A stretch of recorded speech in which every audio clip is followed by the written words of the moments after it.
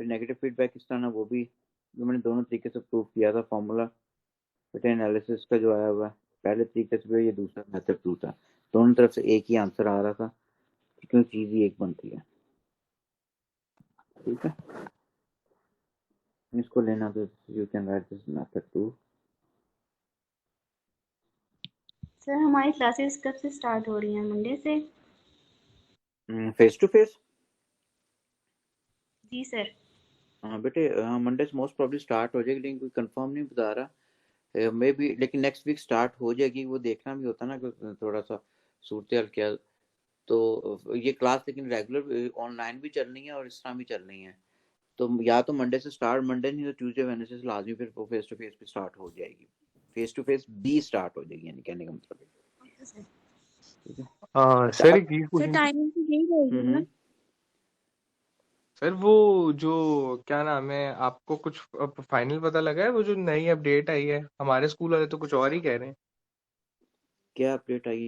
नहीं, कि paper 3 paper 5 का क्या एग्जामिशन वाला जो लेटेस्ट है उसका मतलब क्या है एग्जैक्टली? किसी को कुछ ज्यादा समझ में नहीं आया। मैंने कहा आपको मैं बताओ। बता देता हूँ। बस ये अब ये आई है कि हमारे पास पहले उन्होंने कहा हुआ था कि अजम्पशन अगर किसी को चाहिए किसी पेपर में तो लेट मी नो। हर स्कूल एक दूसरे की तरफ देखता रहा है। कोई कराची के स्कूल में पेपर 3 पेपर 5 की भेजी हुई थी, लाहौर में भी कई स्कूलों ने भेजी पेपर 3 पेपर 5। लेकिन सिस्टम के स्कूल जो है ना, सिस्टम के स्कूल यानी कि आपके जो बीकन हाउस हो गया, सिटी स्कूल हो गया, या लाहौर ग्रामर हो गया, ये बेसिकली डिसीजन ही नहीं ले सके कि क्या करना चाहिए। दे अफ्रेड ऑफ वन थे कि हमें इतना बड़ा काम करना पड़ेगा। अगर पेपर 3 के अजम्पशन लेते हैं तो मे बी बाद में पाकिस्तानी बच्चा कोर्ट में चला जाए कि उन्होंने अपनी तरफ से अजम्पशन ले ली थी। हमें बच्चे से पूछना होगा। ठीक है, बच्चे से पूछना होगा, बच्चे से एक साइन का बॉन्ड साइन करवाना होगा कि उसका कोई ऑब्जेक्टिव तो नहीं होगा, या उसके पेरेंट्स को ऑब्जेक्टिव तो नहीं होगा अगर पेपर 3 उसका जम्प करवा देते हैं किसी तरीके से हम। तो उस बेस के ऊपर बेसिकली फिर क्या हो गया, डिसीजन ही नहीं लिया गया। ऊपर से डेडलाइन आनी शुरू होगी कि आगे ये हमें एंट्रीज की ये लास्ट डेट है जो जनवरी समथिंग होगी। ठीक है, अब वो डेडलाइन भी आ गई है और डिसीजन अभी तक कुछ भी नहीं लिया गया। तो फिर बेसिकली नई अपडेट ये आ गई है कि उन्होंने ये कह दिया कि आप लोगों ने ना जो पांचों पेपर की, अगर पूरा ए लेवल देना किसी ने फिजिकल, पांचों पेपर की एंट्रीज भेजनी है। अभी जो है पांचों पेपर की एंट्रीज भेजनी है। बाद में अगर किसी को अजम्पशन चाहिए होगी तो उसको बाद में हम केटर करेंगे। ठीक है, जो अब हर स्कूल थोड़ा सा इसी वजह से है कि बाद में बच्चे रोला डाल देंगे, पेरेंट्स रोला डाल देंगे। बीकन हाउस वाले ये कह रहे हैं कि हाँ ठीक है, अगर 18 से स्कूल खुलते हैं तो हम प्रैक्टिस करवा देंगे किसी तरीके से बच्चे को, ताकि हमारे पास पेपर 3 भी ठीक हो जाए। पेपर 5 का एक क्वेश्चन पे ज्यादातर टीचर्स कह रहे थे सारा को कैंसिल करने की पहले बात हुई थी। जो म्यूचुअल हमारे हम टीचर्स की जो हुई ना मीटिंग, उसके अंदर बात हुई थी पेपर 5 भी सारा निकाल दिया जाए किसी, क्योंकि लेकिन बाद में आस्ता आस्ता वो बात पेपर सिर्फ प्लानिंग के क्वेश्चन पे आ गई, क्योंकि सेकंड क्वेश्चन कहते थे टीचर के आसान है, तो उसमें तो बच्चा आराम से नंबर ले जाता। तो करते करते वो बात वैसे पेपर 5 निकल गया। पेपर 3 की कैम्ब्रिज ने खुद कह दिया कि अगर कोई एग्जम्प्ट करना चाहता है, क्योंकि इंडिया में तो एग्जम्प्ट हो चुका है मार्च के अंदर, तो यहाँ पे कोई एग्जम्प्ट करना चाहता है तो डेफिनेटली हमें लिख के भेजे। तो इस पर डिसीजन लेने में स्कूलों ने बहुत ज़्यादा लेट कर दिया सोचने में। उसकी रीज़न मैंने आपको बता दी कि यहाँ हेड ऑफिस इन्वॉल्व होता है, वहाँ पे थोड़ा टाइम डिलेज भी होते हैं। तो इसका मतलब है अब पूरा अगर ए लेवल देना है तो पांचों पेपर की एंट्री जाएगी, जिसने एस देना तो तीनों पेपरों की एंट्री जाएगी। बाद में कोई डिसीजन लिया जाएगा, स्कूल की तरफ से कोई जाता है तो डिसीजन लिया जाएगा। अब हर स्कूल थोड़ा सा। सर हाँ जी जी बेटे। पर जो हमारा स्कूल का फीस चलाना है उसमें तो लिखा हुआ है कि नो प्रैक्टिकल फीस एडेड। बेटे अपडेट देखो कैमरेज मैं भेज देता हूँ ग्रुप के अंदर ना। मैं अभी क्या, सर जो प्राइवेट कैंडिडेट्स A2 के हैं पर उनके लिए भी एग्जाम हो सकता है पेपर 5? नहीं मुश्किल हो गया, अब नहीं होना। ठीक है सर हम्म। सर मतलब कि अगर अगर वो कहें आगे से कि CIs नहीं होने, तो फिर प्राइवेट कैंडिडेट्स का क्या होगा? अगर ये उन्होंने कह दिया सीआईज नहीं होने प्राइवेट कैंडिडेट का, फिर वो जिस तरह पहले हुआ है वही साहब होना। सर ये तो फिर गलत बात हुई। हम्म। ये तो फिर गलत बात हुई। सर जो पिछले साल से बैठे हुए हैं प्राइवेट कैंडिडेट्स जिनका पहले भी नहीं हुआ, तो फिर वो बैठ जाएंगे नहीं दोबारा? वो नवंबर में पीयर हो गए हैं, अब नवंबर में नहीं ग्रेड लिया उन्होंने तो ज्यादा बात है। प्राइवेट कैंडिडेट का बेटा थोड़ा रिस्की होता है। प्राइवेट कैंडिडेट के इसलिए कह रहे होते हैं। अच्छा, एक मिनट शेर आलम ने मेरे क्या लिखे, sir the purpose of junction fee and fee needed. ठीक है प्लीज। सर अगर प्राइवेट कैंडिडेट अकेडमी के थ्रू एडमिशन पे जाए फिर क्या सीन है? बेटा एकेडमी तो ट्यूशन एडमिशन नहीं ना भेजते, स्कूल की एकेडमी तो रजिस्टर्ड नहीं होती नॉर्मली कोई भी। स्कूल के थ्रू एकेडमी भी डिफरेंट स्कूलों के थ्रू फर्दर आगे एडमिशन भेजती हैं। स्कूलों को उन्होंने पे कर रहे होते हैं वो। सर बट इस दफ़ा तो गवर्नमेंट पर डिपेंडेंट है ना, अब ये तो नहीं कैम्ब्रिज कर सकता कि वो पूरी दुनिया में ही कैंसिल कर दे। पहले भी गवर्नमेंट ने, पाकिस्तानी गवर्नमेंट ने डिसीजन लिया था कि हमने नहीं कैंसिल बट करना है। लाइक नहीं, पिछले साल तो कैम्ब्रिज ने कही थी कि हम कैंसिल कर रहे हैं मई जून पिछले साल वाला। पहले गवर्नमेंट ऑफ पाकिस्तान ने किया था, बाद में कैम्ब्रिज ने किया था। कैम्ब्रिज तो मानता नहीं था, नहीं हमने पेपर लेने हैं। इन्होंने कहा फिर हम दिलवा ही नहीं सकते। फिर बाकी मुल्कों ने भी इस तरह लेना शुरू कर दिया। पहले भी गवर्नमेंट ने डिसीजन लिया था, कैम्ब्रिज ने बाद में डिसीजन लिया था बेटे। चले अब ऐसा तो नहीं हो सकता ना इस साल कि वो कहें कि हाँ पूरी दुनिया में कैंसिल कर रहे हैं। हमें अनसर्टेनिटी का पता को नहीं है, लेकिन अब फिर अगर आप देखते हो केसेस कोविड के तो फिर डिक्रीज करना शुरू हो गए हमारे मुल्क के अंदर। सर यूके में तो नहीं हो रहे एग्जाम्स। बेटे यूके में ये कहना एग्जाम नहीं हो रहे, बीबीसी की खबर आई थी, लेकिन एग्जाम उन्होंने ये नहीं कहा वहां पे स्कूल बेस्ड एग्जाम होने हैं। सर उन्होंने शायद ये कहा कि शायद मई में वो एग्जाम्स लेंगे, उस पर बेसिस पे करना है। मेरी बात सुन लो। वो मसला है कि जिस तरह हमारा पाकिस्तान में स्कूल बेस्ड एग्जाम नहीं होता, पूरी दुनिया में स्कूल बेस्ड एग्जाम होता है। उन्हें स्कूल, आपके स्कूल के अंदर तो पहले उनके स्कूल बंद ही नहीं हुए थे। कोविड के जो ही वहां पे केसेस ज्यादा होना शुरू हो गए, दूसरा जो नई वेव आई थी जिसकी वजह से, तो अब स्कूल्स बंद हुए हैं वहां पे। हॉस्पिटल में सर्जरीज भी रुकी हैं। उसकी बेस के ऊपर उन्होंने कहा था कि बेसिकली कि हम या स्कूल बेस पे चले जाएंगे, मे भी पेपर्स उस तरह ना हो, यानी उस तरह ना पेपर होने का मैं तुम्हें बता रहा हूँ। वो ये कहा गया था, अगर हमारे फिजिक्स के सपोज एएस के 3 पेपर हैं, वो अलग-अलग दिनों में हो रहे हैं, तो अगर पेपर 1 to एक ही दिन ले लिया जाए, ये था पेपर 3 ना लिया, पेपर 1 to एक ही दिन ले लिया और स्कूल के अंदर बाग बुला के बच्चों को ले लिया जाए।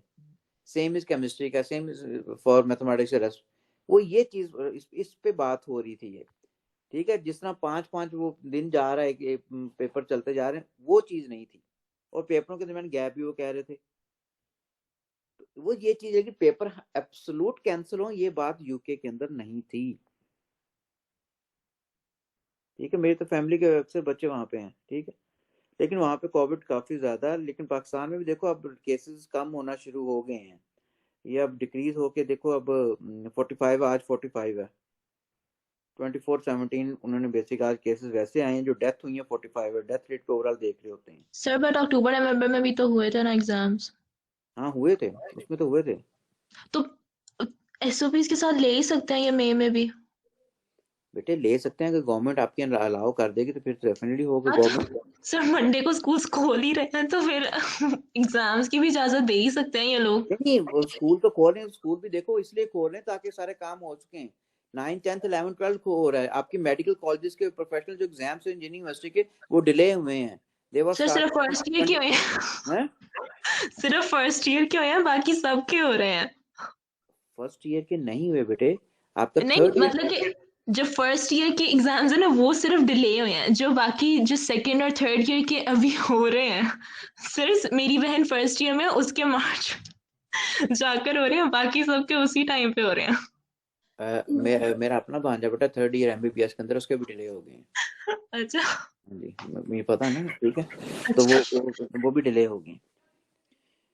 तो इसलिए कोई पता नहीं, लेकिन कोई कह भी नहीं सकते। इसलिए थोड़ा सा ना अपने आप को सेफ रखने के लिए, जो प्राइवेट कैंडिडेट स्कूल के थ्रू जो पढ़ रहे हैं उनको तो डेफिनेटली है को नहीं, वो साल तो जाया होना नहीं। उसके लिए कोई ना कोई ऑप्शन आ जाएगी कैम्ब्रिज की तरफ से कि इंटरनल गेट की बेस। वो पहले भी आया था ये। आप कोविड तो पिछले साल टोटल नहीं हुआ, तो आपका इंटरनल गेट है ना। अगर आपका पेपर जाते हुए इंटरनल गेट जो गया होता है, पेपर आपके कैम्ब्रिज में पहुंचे ही ना, तो आपका इंटरनल गेट ही फाइनल गेट होता था। ठीक है, ये सारी पॉलिसीज हैं थी। सर हम प्राइवेट वाले बच्चों को क्या बनने का आप बताएं ना फिर। प्राइवेट का बेटा मैं कह रहा हूँ अनसर्टेनिटी है, प्राइवेट ना रहो तो ज्यादा बेहतर है। किसी अकेडमी ऑफ, बड़ा टाइम लग गया। Gain of non inverting amplifier किया था ये वाला हमने। अब आते हैं gain of inverting amplifier with, sorry non inverting किया, अब नॉन इन्वर्टिंग करना है।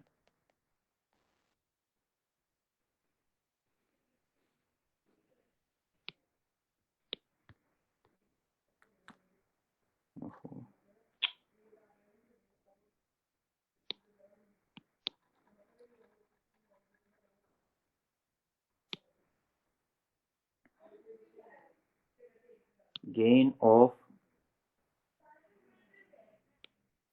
non-inverting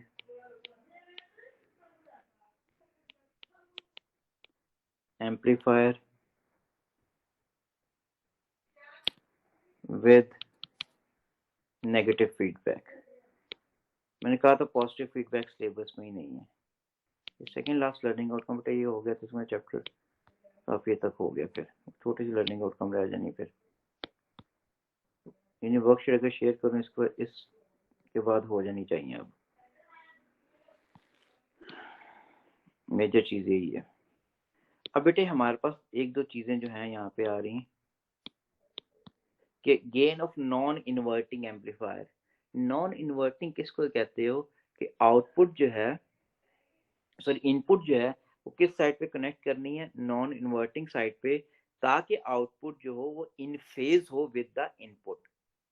नॉन इन्वर्टिंग का मतलब क्या है?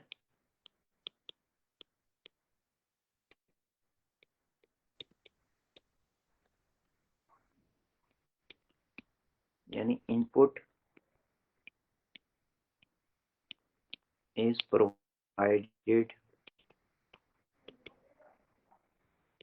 to non-inverting input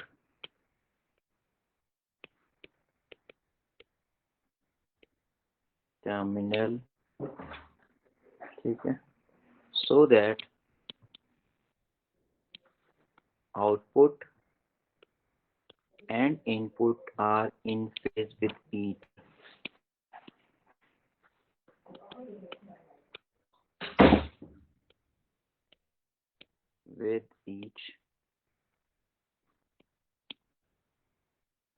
ठीक है। अब दूसरी क्या है? Negative feedback. नेगेटिव फीडबैक पर हम इसमें क्या है, आउटपुट जो होगी डायरेक्टली या फीडबैक रजिस्टर के थ्रू आप किस पे कनेक्ट कर रहे हो? इन्वर्टिंग साइड पे। सॉरी बेटा, and this will be output is connected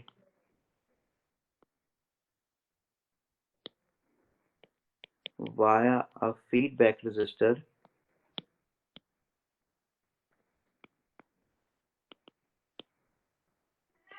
to inverting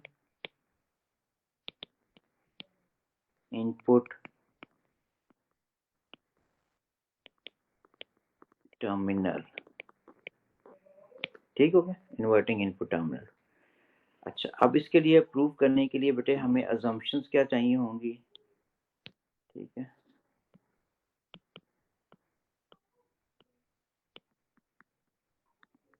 वो जो हमने कल पढ़ी थी वर्चुअल अर्थ अप्रोक्सीमेशन, उसी तरह ही बेटे एक अजम्पशन तो बेटे हमें ये चाहिए कि ये हम अप्लाई करते हैं कि इनपुट इम्पिडेंस इन्फिनिट है।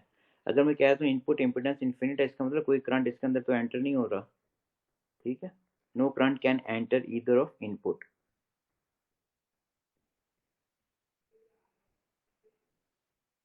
पहली तो होगी input impedance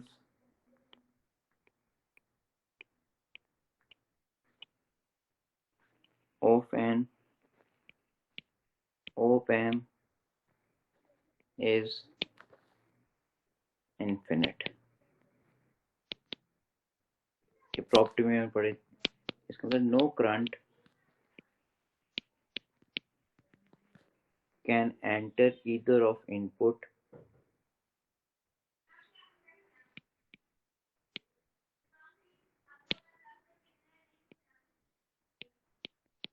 from either of input.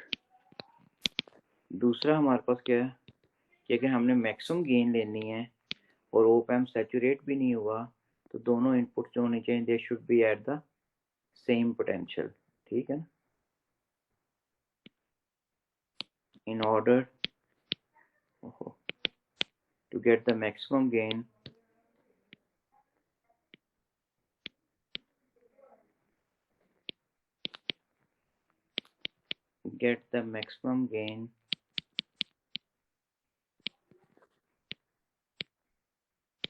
and op amp is not saturated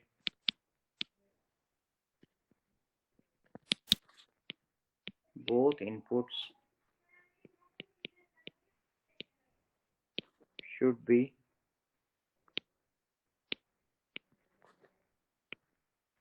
nearly at same potential।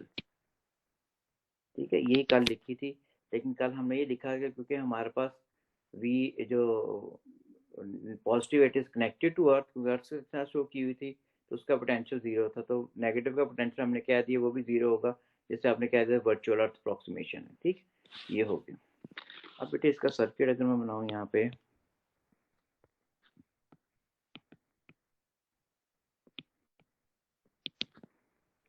हमारे पास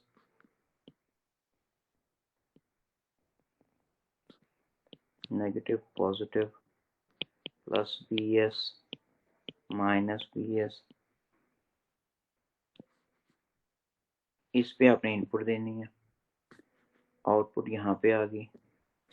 फीडबैक अगर मैं बना दूं बेटे, हमारे पास ये फीडबैक रजिस्टर हो गया RF, ये और यहीं से हमने इसको, ये इनपुट रजिस्टर हो गया,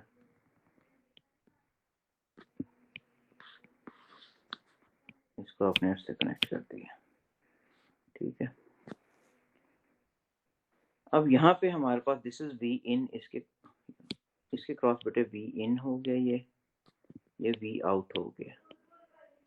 अब इस पे अगर आप लोग ये चीज प्रोवाइड करते हो बेटे, एरो अपवर्ड का मतलब मैंने बताया था अपर पीक प्रोवाइड करोगे।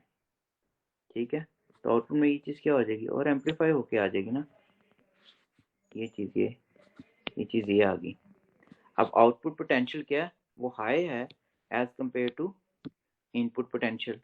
अब करंट कितना फ्लो करता है, current always flow from high to low potential. अब इसका मतलब है जब करंट बेटे यहाँ पे जाएगा, यहाँ से वही करंट इधर आएगा, वही करंट इधर आ गया। अब इसके अंदर तो नहीं जा सकता करंट, क्योंकि हमने ये पढ़ ली कि इनपुट इम्पिडेंस इसकी क्या है, वो तो इन्फिनिट है, नो करंट कैन एंटर इधर ऑफ इनपुट। ठीक है, तो वो करंट जो इधर आ रहा है, यहाँ से करंट इसमें चला जाएगा और यहाँ से अर्थ पे चला गया। ठीक है, बात समझ आ गई? सर RF और RN जो है वो दूसरे के पैरेलल लगे हुए रेजिस्टर्स सीरीज में। ठीक है, क्योंकि देखो ना, ये करंट बेटे इसमें जा रहा है, इधर आया करंट, इधर नहीं जा सकता करंट इसमें से पास कर देगा। ये दोनों सीरीज में, R in और RF यहाँ पे भी सीरीज में लगे हुए हैं, पैरेलल में नहीं है बेटे ये। तो इसमें इस पॉइंट पे चले, सर फ्रॉम हाई टू लो जाता है ना करंट। हाँ जी बिल्कुल ऐसे ही है। आपने देखो V in सपोज 2 वोल्ट दिया ना, V out क्या हो जाएगा, 8 वोल्ट हो जाएगा। 8 वोल्ट हो जाएगा। अब करंट 8 से 2 की तरफ आना चाहिए, 2 तो कनेक्ट ही नहीं हुआ, करंट यहाँ से जाएगा, फिर इसमें आया, इसके अंदर इनपुट इम्पीडेंस इन्फिनिटी, यहाँ करंट नहीं जाएगा, करंट किसमें पास करके इसमें चला गया, अर्थ में चला गया, क्योंकि इसका वोल्टेज समझ लग गई है। ठीक है, अच्छा ये तो मैंने बनाई जो जिस तरह पिछली डायग्राम बनाई थी उसके अकॉर्डिंग, ताकि आपको समझ आ जाए। आप पेपर में पास पेपर देखोगे उसमें डायग्राम इसी की जो आई भी हुई है, वो बेटा ये है कि हमारे पास अगेन दिस इज वही डायग्राम है, ऑपरेशनल एम्पलीफायर, नेगेटिव हो गया, पॉजिटिव हो गया, इस पे आपने इनपुट प्रोवाइड की है, फीडबैक रजिस्टर ऊपर शो करने के एग्जामिनर ने यहाँ पे शो कर दिया हुआ था। ठीक है, ये फीडबैक रजिस्टर हो गया, ये फीडबैक रजिस्टर के बाद यहीं पे उसने दूसरा रजिस्टर R in भी यहीं पे कनेक्ट कर दिया हुआ और इसको अर्थ कर दिया हुआ। This is RF feedback register, this is R in हो गया, ये पॉइंट P जो मैंने पीछे मार्क किया था वही पॉइंट P यहाँ पे है। ठीक है, दिस इज V out हमारे पास आ गई बेटे,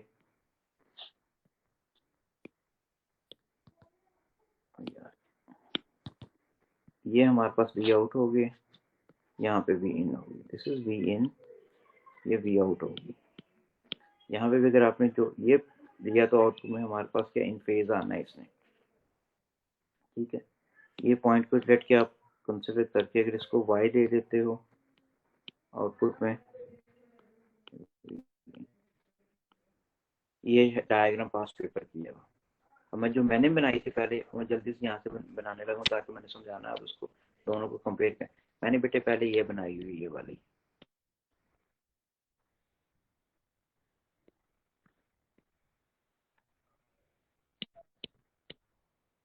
ये RF है, ये R in है। इनपुट किस पे दे रहे हो? पॉजिटिव पे प्रोवाइड कर रही है, V in आ रहा है, ये V out है। पॉइंट P जो मैंने मार्क किया हुआ यहाँ पे, वो पॉइंट P ये वाला है, ठीक है। Y टर्मिनल ये है। दोनों डायग्राम को देख लो, इन दोनों में कोई फर्क नहीं है, एक एक पॉइंट भी लेबल किया है। बेटे P पॉइंट ये वाला था, इस पे नेगेटिव पे कनेक्ट हुआ था, ठीक है, क्योंकि करंट इधर जा नहीं सकता। यहाँ से भी करंट जो होगा इधर आएगा, वो करंट इस साइड पे तो जा ही नहीं सकता, ये इस तरफ करंट नहीं जा सकता क्योंकि इनपुट इम्पिडेंस इसकी इन्फिनिट है। जो करंट बेटे RF में से फ्लो किया है, यहाँ से जो करंट आया वो डेफिनेटली 100% करंट इसमें पास करके अर्थ में तो चला इसमें जाएगा। बात नहीं कर सकते कि जो वो डायोड है वो बायस नहीं है in that direction? Bias diode तो नहीं है, जब ट्रांजिस्टर कह सकते हैं ये वाला। ट्रांजिस्टर बायस नहीं है। हाँ वो तो हमने पहले लिख दिया हुआ बेटे, ये तो पहले लिख दिया क्योंकि हमारे पास वो है ही रिवर्स बायस है, इसने कंडक्ट करना नहीं, इनपुट से तो कंडक्ट कर ही नहीं सकता। तो इसका मतलब वही बात होगी ना, जो करंट पहली दफा पास करके 2 वोल्ट से 8 वोल्ट हो गया, अब 8 वोल्ट से और इसको अर्थ किया हुआ है, अब करंट 8 वोल्ट से आना है। करंट यहाँ से जब आएगा इसमें से आएगा, इसमें पास करके इधर चला जाएगा क्योंकि इनपुट पे जाना ही नहीं, इनपुट से रिवर्स बायस कह लो है, उसमें इनपुट इम्पिडेंस इन्फिनिट है, वो तो हम लिख चुके हैं, अजम्पशन है वो तो करंट RF में जो पास कर रहा है वही RN में से पास कर रहा है। तो यहाँ पे भी वही चीज है कि करंट यहाँ से जब गया फर्स्ट टाइम, करंट ने जाना वोल्टेज जाना 2 से हमारे पास 8 वोल्ट आ गए, अब 8 वोल्ट ने करंट इसमें से पास करेगा, इस साइड पे नहीं आ सकता क्योंकि इनपुट से रिवर्स बायस था। वो करंट किस में से पास करेगा? 100% RF में से पास कर देगा। पीक पॉइंट क्या था? कॉमन पॉइंट आ रहा है between RF and R in। यहाँ पे भी देखो P जो है कॉमन पॉइंट है, राइट कॉमन पॉइंट आ रहा है RF और R in में, राइट साइड में डायग्राम के अंदर भी, ठीक है। ये भी हमारे पास P है, वही P यहाँ पे, वही P यहाँ पे, वही आउटपुट मैंने Y यहाँ लिखा हुआ, यही Y पॉइंट मैंने यहाँ लिखा हुआ, ठीक है। अब आ जाओ ना, अब मैंने मैक्सिमम अब दोनों मैंने बाद में इसको मिटा देने के पीछे बना चुका हूँ, लेकिन जब तक समझ नहीं आती उस वक्त तक मैं रहने दूंगा इसको बेटे। ये भी आउट थी। अब बेटे इसके अंदर हमारे पास, क्योंकि मैंने मैक्सिमम गेन लेनी है, मैंने ये कहा भी है पीछे, ये लिखा हुआ, in order to get the maximum gain and op amp is not saturated, both input should be nearly at the same potential. ये क्यों हम कहते हैं बेटे? हम इसलिए कहते हैं क्योंकि ओपन लूप गेन का जो फॉर्मूला हमने पढ़ा होता है, this is V out over V plus minus V negative. मैं ये कह रहा हूँ कि अगर मैंने इसकी वैल्यू गेन की मैक्सिमम लेनी है, which is approaching to infinity, तो इसका मतलब है ये चीज किसको अप्रोच करनी चाहिए? जीरो को। ये जीरो को अप्रोच करने का V प्लस जो होगा, it is equal to V negative, ठीक है। अब V प्लस पे कौन सी चीज आ रही है? V इन है, इस पे तो V इन आ रही है बेटे। V नेगेटिव पे कौन सी चीज आ रही है? V नेगेटिव ये है, V नेगेटिव इसके इस पॉइंट का पोटेंशियल किसके बराबर होगा? जो P का पोटेंशियल है, ठीक है। इसके मैंने VP लिख लिया, ठीक है ना। जो P का पोटेंशियल वही हमारे पास V नेगेटिव के बराबर आ रहा है बेटे। ये V इन V नेगेटिव जो है ये VP के बराबर है। अब VP हमारे पास अगर पोटेंशियल देखना है इसका, यहाँ पे पोटेंशियल कितना? 0। P पे जो पोटेंशियल होगा तो इसके क्रॉस जो पोटेंशियल डिफरेंस आएगा वही P का पोटेंशियल है। बात समझ आ गई? दोबारा बेटे, P का अगर मैंने पोटेंशियल देखना है इस पॉइंट का, तो सर यहाँ VP पोटेंशियल तो क्या? इज इक्वल टू 0 हो जाएगा। नहीं, जीरो क्यों होगा? दरमियान में रेजिस्टर आ रहा है, जीरो हो गया, इसमें करंट ही पास नहीं कर सकता, करंट R in में से पास नहीं कर रहा सर, है। वो नीचे जो वर्चुअल हमने अर्थ नहीं की, वर्चुअल अर्थ नहीं की हुई। इसमें नहीं किया वर्चुअल अर्थ, इसमें देखो कहाँ किस जगह वर्चुअल, इसमें कोई वर्चुअल अर्थ नहीं है क्योंकि यहाँ पे कोई चीज डायरेक्टली अर्थ से कनेक्ट ही नहीं। कल वाला देखो वर्चुअल अर्थ क्यों किया था? कल कनेक्ट, अच्छा सर, वो पूरा ये देखो टर्मिनल डायरेक्टली डायरेक्टली कनेक्ट हुआ। ठीक है, यहाँ पे हाँ, रेजिस्टर आ रहा इसमें है। बेटे डायरेक्ट कनेक्ट हुआ हुआ रेजिस्टर है, तो इसको मैं करंट रेजिस्टर में पास कर रहा है, तो इसमें इसको तो वर्चुअल अर्थ कर ही नहीं सकते हम लोग, ठीक है। तो इसका मतलब है P का जो पोटेंशियल होगा, इसका पोटेंशियल 0 है, तो जो P का पोटेंशियल होगा वो इस रेजिस्टर की क्रॉस एनर्जी ड्रॉप होगी, वो हमारे पास पोटेंशियल आ जाएगा VP का। तो इसको हम फर्दर लिखते हैं I R इन, तो इसका मतलब V प्लस किसके बराबर हो गया, दिस इज आई आर इन के बराबर हो गया, और V प्लस क्या है, वो V इन के बराबर, तो मैं इसको V इन मेरा ये आ गया, ये पहली इक्वेशन आ गई, ठीक है। सिमिलरली बेटे ये V इन है, मैंने गेन निकालनी, गेन किसके बराबर होती है, आउटपुट ओवर इनपुट। अब आउटपुट ये अगर मेरे पास आनी है ये वाली या ये वाली, तो ये क्या होगा, करंट इसके क्रॉस जो हमारे पास आ रहा है ये आउटपुट में आ रहा है ना, यानी आउटपुट क्या होगी, यानी यहाँ से करंट जाके इसमें से वापस आ गया, यहाँ तो पोटेंशियल क्या जीरो है। अगर मैंने V आउट निकालना है तो इसका मतलब V आउट हमारे पास किसके बराबर हो जाएगा, ये V Y पोटेंशियल पॉइंट का जो पोटेंशियल है Y जो है V Y minus V E वाला पॉइंट ये वाला लेते हैं, अर्थ वाला ये वाला ले लो, ठीक है। तो ये किसके बराबर हो जाएगा, करंट जो दोनों में से पास कर रहा है R F plus R in में से, ठीक है, इसमें से दोनों में करंट पास कर रही है, आउटपुट के बराबर आ गया। अब ये आउटपुट आ गई, सेकंड है।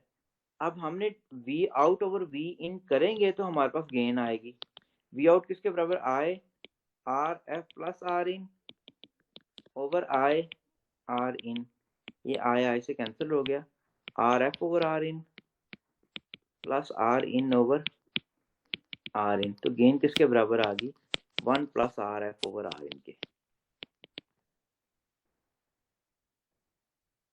ठीक है। तो इसका जो गेन का फॉर्मूला होता है 1 plus R F over R in होता है। कल जो प्रूफ किया था, कल वाला तो वो हमारे पास पेपर में कई दफा आया भी है, ये इसका प्रूफ नहीं कभी आया, उसका प्रूफ सिलेबस में था, आया भी है, ठीक है। तो हम वो कई दफा आया भी हुआ है प्रूफ करने के लिए। तो इसमें नॉर्मली हमें न्यूमेरिकल ही आते हैं और न्यूमेरिकल के अकॉर्डिंग हमने इसका आंसर निकालना होता है, या किसी रजिस्टर की वैल्यू निकालनी होगी, गेन गिवन होगी तो, या फिर हमारे पास रेजिस्टेंसेस गिवन होंगे तो गेन निकालनी होगी या आउटपुट निकालनी होगी, इस तरह क्वेश्चन आ रहा होता है इसका, ठीक है। अब इसको जरा मैं नीट कर दूं ताकि वो चीज़ बाद में घर जाके आप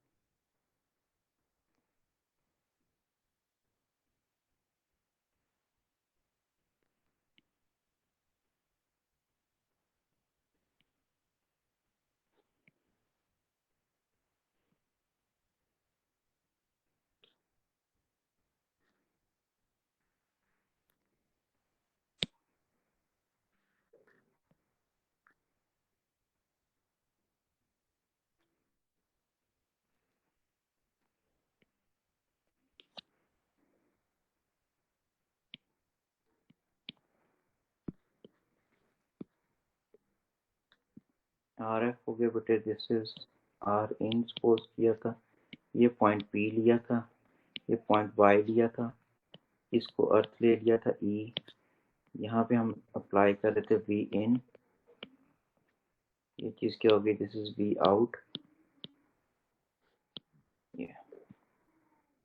और पी वाई, इस प्रीवियस में भी ये वाई भी डिस्पोज किया हुआ, हमने इसको अर्थ पी पॉइंट में मार्क किया। अच्छा, अब इसके अंदर हमारे पास और maximum gain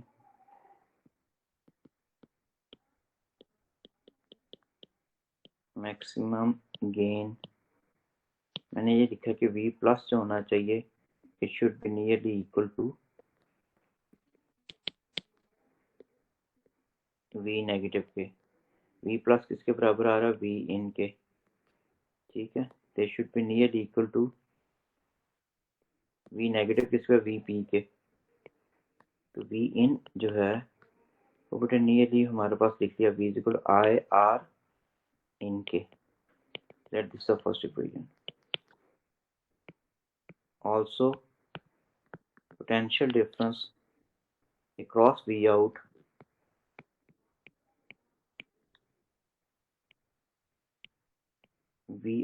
and VEE terminal के दौरान, तो मैं लिख सकता हूँ आउटपुट में तो VY टर्मिनल था minus VE equals to I R F plus R in,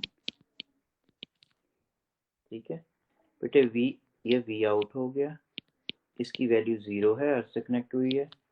I R F plus R in हो गया, तो वी आउट फर्दर किसके बराबर हो गया, I R F plus R इन के। ये सेकेंड इक्वेशन आ गई, ठीक है। अब हमने क्या निकालना, गेन। गेन क्या होती है, आउटपुट ओवर इनपुट, ठीक है। तो divide 2 by 1 to get gain. तो गेन का हमारे पास ए से रिप्रेजेंट कर लिया, ए एफ से फीडबैक है, तो V out over V in अगर आपने किया I times R F plus R in over I times R in. अब बेटे करंट तो वैसे कैंसिल आउट हो गया इसके से, तो फर्दर इसको अगर आप करते हो ए एफ किसके बराबर हो जाएगा, R F over R in plus R in over R in. अब आर इन और आर इन, ठीक है, ये भी कैंसिल आउट हो गया ये। तो फर्दर हमारे पास रह गया सिंपली, इसका 1 हो गया तो 1 को पहले लिख लेते हैं ताकि याद रहता है। 1 plus R F over R in हो गया। कल जो प्रूफ किया था वो क्या फॉर्मूला था, माइनस आर एफ। माइनस क्यों था, वो इन्वर्टिंग था, ठीक है। वो इन्वर्टिंग एम्पलीफायर थी, इसलिए नेगेटिव साइन आया। नॉन इन्वर्टिंग का माइनस साइन नहीं आ रहा होता गेन के साथ, ठीक है। और इसमें 1 ऐड अप करनी होती है, ठीक है। हमारे पास बात क्लियर होगी, है दोनों केस में फीडबैक नेगेटिव ही है, क्योंकि इनपुट आपने किस साथ कनेक्ट की हुई है, नॉन इन्वर्टिंग साइड पे। तो ये याद रखना है कि हमारे पास पेपर के अंदर इन्वर्टिंग का आया है या नॉन इन्वर्टिंग का आया, बात का चीज़ है थोड़ी सी भूल जाया करती है कि किस तरह है ये। तो बेटे इसका ये मेजर पोर्शन कवर हो गया। अब इसके लिमिटेशंस आते हैं कि ऑपरेशन एम्पलीफायर की लिमिटेशंस क्या हैं, ठीक है, कि इसके आउटपुट मैक्सिमम करंट क्या होगा। फिर उस लिमिटेशंस को फेस करने के लिए आप रेमेडीज क्या करते हो, मैग्नेटिक रिलेज यूज करते हैं, ठीक है, एलईडीज यूज करते हैं। ये छोटा सा टॉपिक रह गया होगा आधे घंटे पौने घंटे के चैप्टर के अंदर, ठीक है। वो कहते तो आज मैं बता उसको तो लिख के मैं आज आपको ये नोट्स शेयर कर दूंगा, साथ एक वर्कशीट भी शेयर कर दूंगा और कुछ क्वेश्चन भी पास पेपर के करके मैं भेज देता हूँ, ठीक है। ताकि कल भी बेटे ऑफ है, परसों भी ऑफ है, उसको आप अपने ऑन पे कर सको। वर्कशीट में फिर नेक्स्ट क्लास जो होगी मंडे को, उसमें मैं डिस्कस करूँगा इलेक्ट्रॉनिक्स की। और फिर मैंने ट्यूसडे या वेडनेसडे न्यूक्लियर की वर्कशीट जो है, लगता है सवाल बड़े आसान थे, अल्लाह ने आपको बड़ी कैपेबिलिटी दी है, वो आपने कर लिए होंगे, ठीक है। नहीं किए तो वो फिर डिस्कस तो करनी है। Then I shall move to communication chapter. Sir ये खत्म हो गया इलेक्ट्रॉनिक्स? इलेक्ट्रॉनिक्स में छोटा सा रह गया, मैं लिख के भेज दूंगा। मैं अभी क्लासेस रात को लिख, थोड़ा सा रह गया बिल्कुल, ठीक है। मेजर टॉपिक हो गया हुआ इसका, ऑपरेशनल एम्पलीफायर कंप्लीट है, यही मेजर ठीक है टॉपिक। सर। सर कल क्लास है? नहीं कल नहीं बेटा, कल और परसों ऑफ है अब, ठीक है। मैंने आज इसलिए रखी हुई थी, ठीक हो गया। ओके बेटा, इंशाल्लाह we meet you in the next class.